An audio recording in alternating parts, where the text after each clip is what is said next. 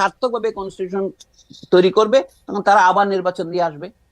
Sir এখানে আমার শেষ প্রশ্ন, সকল বিবেচনাতেই তো বোঝা যাচ্ছে যে অন্তর্বর্তীকালীন সরকার, যাদের আসলে জনগণের ম্যান্ডেট জিজ্ঞেস করলে যারা বলে যে জুলাই গণ অভ্যুত্থানই তাদের ম্যান্ডেট, তাদের তো আসলে সংবিধানটা সংস্কার করার কথা না। গণতান্ত্রিকভাবে নির্বাচিত হয়ে যারা আসবে তারাই সংবিধান সংস্কার করবে, সেটা আপনিও বলছিলেন। এবং প্রয়োজনে না, এইটাই প্রয়োজন যে গণপরিষদে সেটিকে জানতে চেয়ে তারপরে সেটি করবে।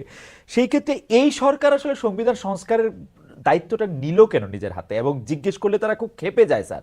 তারা বলে তো জুলাইতে আন্দোলন কি হয়েছে এক স্বৈরাচারকে বাদ দিয়ে আরেক স্বৈরাচারকে আনার জন্য, তাহলে তো বিএনপিকে আনার জন্য আপনি পাগল হয়ে গেছেন। এগুলি কথাবার্তা শুনতে হয় স্যার। তারা এই সংস্কারের না দায়িত্ব না, নিলেন।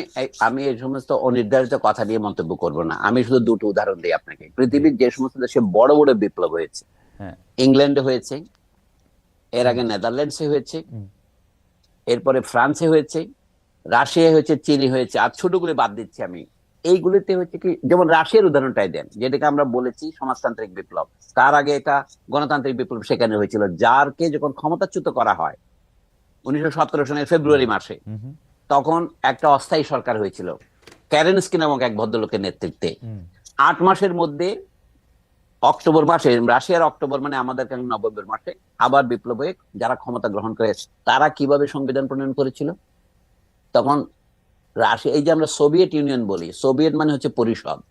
কি সোভিয়েত ছিল? Soviet of workers and soldiers deputies, hmm. শ্রমিক প্রতিনিধি এবং সৈনিকদের প্রতিনিধি। বর্তমান সরকারের প্রধান দুর্বলতা হচ্ছে সৈনিকদের সাথে তার কোঅর্ডিনেশনের অভাব।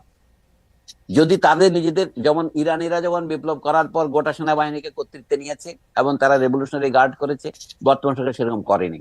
এখন তারা যে ক্ষমতা গ্রহণ করেছে, এটা বাস্তব সত্য। আমি আগেই বলেছি শূন্যতা পূরণের সরকার এটা। কিন্তু তারপরেও রাষ্ট্র চলতে হতে কতগুলো আইনের মাধ্যমে চলতে হয়।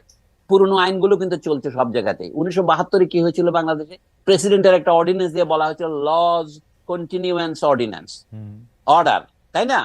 আগের ল গুলো চালু থাকবে। হুম। এটা ব্রিটিশ আমলের ল গুলো এইভাবেই চালু আছে আমাদের এখানে। তো এই সরকার তো কোনো লকে বাতিল করে নাই, সংবিধানকেও বাতিল করে নাই। হুম। শুধুমাত্র সংবিধানের অধীনে যে নির্বাচন হয়েছিল, সেই নির্বাচন, 3টা নির্বাচনই ছিল ভুয়া নির্বাচন। সুতরাং সেই নির্বাচনগুলি ছিল অবৈধ। সেই ক্ষেত্রে আমার মনে দাবি করা উচিত, আমি দুটো কথা বলে শেষ করি। সংবিধানের চেয়ে গুরুত্বপূর্ণ হচ্ছে দেশের যে বিপুল পরিমাণ সম্পদ বিদেশে পাচার হয়েছে সেটা ফিরিয়ে আনা, এবং যে সমস্ত অবৈধ এবং অসম চুক্তি হয়েছে, হুম। সেটা হতে পারে ভারতের সাথে, সেটা হতে পারে আমেরিকার সাথে, সেটা হতে পারে চীনের সাথে, সেই সবগুলো বাতিল করার এখতিয়ার বর্তমান সরকারের আছে। হুম। যুক্তি কি? হাসিনার আমলে 3টা সরকারি অবৈধ ছিল। ওকে। এমনকি 2009 সনের নির্বাচনে বৈধ কিনা এই বিষয়ে আমার সন্দেহ আছে। 14, 18, 24-এর নির্বাচন তো স্পষ্টতই অবৈধ। কাজে অবৈধ সরকারের অধীনে যে সমস্ত আইন হয়ে গেছে সেগুলি বাতিল করতে পারবে না। মানে যে সমস্ত কাজ বাস্তবায়িত হয়ে গেছে হুম। এগুলি ফেথ অ্যাকমপ্লিট অ্যাক্ট। কিন্তু যেগুলো আছে এটি টাকা ফেরত আনা উচিত। যদি আপনি এটা না পারেন, জনগণের মধ্যে যদি সেই টাকা ফেরত দিতে না পারেন, অন্তত দেশের শীর্ষ যে সমস্ত ব্যবসায়ী কোম্পানি ভুয়া কোম্পানি করে লোন নিয়ে দেশকে ধ্বংস করেছে, তাদের অন্যান্য ব্যবসার থেকে টাকাটা তুলে এই ব্যাংকে যেগুলি ক্ষতিগ্রস্ত তাদের ফেরত দিতে হবে। যদি অর্থনৈতিক ক্ষেত্রে বর্তমান সরকার কি করছে আমরা জানি না প্রকৃত প্রস্তাবে। এটা হচ্ছে এর প্রধান দুর্বলতা। হুম। আপনি সংবিধান নিয়ে বলছেন তার কর্তৃত্ব আছে কিনা? সংবিধান না যতদিন না থাকে ততদিন অর্ডিন্যান্স বলে দেশ চালানো যায়। হুম। হুম। এবং অ্যাবসলিউটলি। তারপরে সংবিধান যদি পূর্ণাঙ্গ সংবিধান করতে চায়, এই হুম। সরকার সংবিধান ঘোষণা করতে পারে। যেমন আইয়ুব খানের সরকার কিভাবে সংবিধান ঘোষণা করেছিল 1962 সনে। হুম। হুম। তারা 56 সনের সংবিধানকে বাতিল করেছিল। তখন বিশ্বের বড় বড় হান্স ক্যালসেন প্রভৃতি বড় বড় পণ্ডিতদের ধরে এনে বলেছিলেন, যদি আইয়ুব খানের বিরুদ্ধে কেউ বিদ্রোহ না করে তাহলে তার এটা বৈধ। আমি যে বর্তমান সরকার যদি নতুন কোন সংবিধান প্রবর্তন করে যে জনগণ তার বিরুদ্ধে বিদ্রোহ না করে, তাহলে এটা বৈধ হয়ে যাবে। ওকে। মানে বৈধতার দুটো পথ আছে, একটা হচ্ছে হ্যাঁ বাচক, আর একটা হলো না বাচক। কেউ যদি না বলে, অর্থাৎ ডবল না হলে হ্যাঁ হয়ে যায়, এই হুম। আর কি। আপনি এটা আইন করলেন, কেউ এটাকে না বললো না, এটা ওকে আইন হয়ে যাবে। স্যার, আমাদের আসলে নির্ধারিত সময় শেষ, কিন্তু যেহেতু দর্শকদের মধ্যে অনেকেই অনেক আপনাকে আরেকটু বেশি শুনতে চান, আমরা স্যার আপনার আর 1-2 মিনিট একটু নিব স্যার। সেটি হচ্ছে যে এই সরকার তো একটি শূন্যতার মধ্যে ক্ষমতা এসছে এবং তাদের নানা ধরনের জঞ্জাল, প্রতিষ্ঠানগুলি ধ্বংস করা হয়েছে, সেগুলির পৃষ্ঠতত্ত্ব, এই সবগুলি সংবিধানের মধ্যে আইসা পড়লো কেন? মানে কি অ্যাজ ইফ আমরা যদি একটা অন্যরকম সংবিধান হতো, শেখ হাসিনা কম ফেসিস্ট হতেন, বা আমাদের যদি আমেরিকার সংবিধানের মতো একটা সংবিধান থাকতো, সেইটিকে শেখ হাসিনা কে একনায়কতন্ত্র হওয়ার পথে বাধা থাকতো। সংবিধানটার উপরে আইসা পড়লো কেন এই মানে এই না না লাইটটা? আচ্ছা, সংবিধানটার উপরে এসে পড়লো যে কারণ সংবিধান হচ্ছে বহিঃপ্রকাশ। মানুষ যখন জ্বর দেখে তখন মানুষ কি করে? জ্বর পট্টি দেয়। এটা হলো বাইরের থেকে, এটা হলো ইন্ডিয়া বলে কি, এটা হলো হাতুড়ে চিকিৎসার মতো, অর্থাৎ এটা হলো লক্ষণের চিকিৎসা। তবু আমি যেটা অমূলক নয়, আসল কথা বলি। অনেকে বলে চাচ্ছেন যে রাষ্ট্রপতি এবং প্রধানমন্ত্রীর ক্ষমতার মধ্যে একটা ভারসাম্য প্রতিষ্ঠা করতে হবে। মানে প্রত্যেকে তো একটা মত আছে, বুঝতে পারছেন না? বাংলাদেশে যত রাজনৈতিক ব্যক্তি আছে প্রত্যেকের একটা রাজনৈতিক মত আছে, সকলেই মাস্টার। এত কথার মধ্যে আমি একটা কথা বেছে নিচ্ছি, কিন্তু তাতে একটা অচলাবস্থা তৈরি হবে।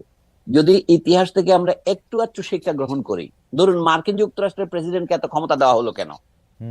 দেওয়া হলো যে তখন এই প্রশ্ন উঠেছিল প্রেসিডেন্টের ক্ষমতাকে খর্ব করার উপায় কি, প্রেসিডেন্ট যেন স্বৈরাচারী হয়ে না ওঠেন। যেমন যুদ্ধ ঘোষণা করার ক্ষমতা প্রেসিডেন্টকে দেওয়া হয়নি, কিন্তু তবু আমরা জানি ভিয়েতনামে 20 বছর যুদ্ধ মার্কিন যুক্তরাষ্ট্র চালিয়েছেন, 1954 থেকে 1975 পর্যন্ত। কিভাবে চালিয়েছেন? এটা একটা ল এন্ড অর্ডার অপারেশন, যুদ্ধ কিন্তু করে নাই। অথচ সারা দুনিয়া জানে ভিয়েতনাম ওয়ার, আমেরিকার যে কোনো আপনি পত্রিকা দেখেন ভিয়েতনাম ওয়ার, কিন্তু আমেরিকান সরকার কিন্তু এটাকে ওয়ার বলে স্বীকার করেনি। এমনকি 1966 সনে জাতিসংঘের যে international covenant on civil and political rights, সেটাতে আছে 20 নম্বরে যে কেউ আগ্রাসী যুদ্ধ পরিচালনা করতে পারবে না। আমেরিকা বললেন না, আমরা এটা পরিচালনা করবো, এই জন্য তারা বহুদিন এটা রেটিফাই করে নাই। 1990-91 পর্যন্ত তারা এটাকে নন রেটিফাই করে রেখেছিল। তারপরে তারা 7-8টা রিজার্ভ ক্লজ দিয়ে ওটা রেটিফাই করেছে। মানে তারা যুদ্ধ ঘোষণার অধিকারটা রাখতে চায়। আমি বলছি এই যে বিপুল ক্ষমতা প্রেসিডেন্টের আছে, সেটাকে নিয়ন্ত্রণ করে কি আমেরিকায়? কংগ্রেস। আমাদের সংবিধানের প্রধান ত্রুটি হচ্ছে এখানে নির্বাচনকে রিগিং করা যায়, ইঞ্জিনিয়ার্ড ইলেকশন করা যায়।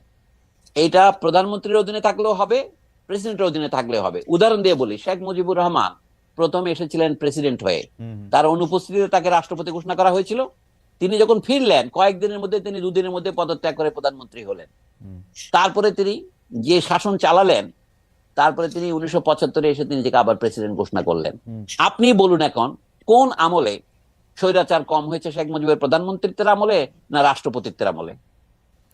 না স্যার, আসলে কি খুব, না স্যার, আসলে কি তাতে কোনো পার্থক্য হয়? না স্যার, হয় না।